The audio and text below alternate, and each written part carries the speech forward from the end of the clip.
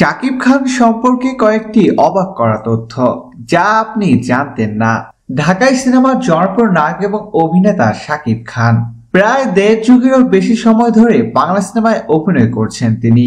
আপনারা অনেকে হয়তো জানেন, আবার অনেকেই জানেন না।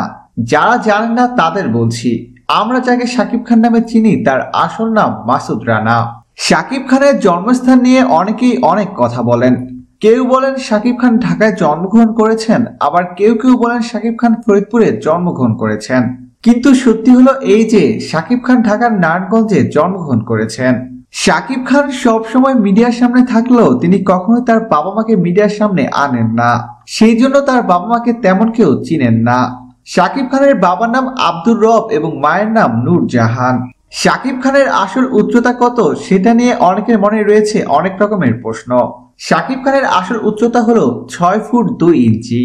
অনেকেই বলেন শাকিব খানের বাবা দারোয়ান ছিলেন, কিন্তু এটা ঠিক না। শাকিব খানের বাবা সরকারি দপ্তরের কর্মচারী ছিলেন।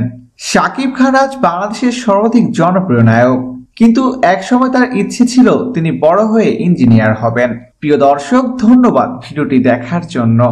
নিত্য নতুন এক্সক্লুসিভ সব খবর পেতে এখনই সাবস্ক্রাইব করুন এইচডি ওয়েবসে।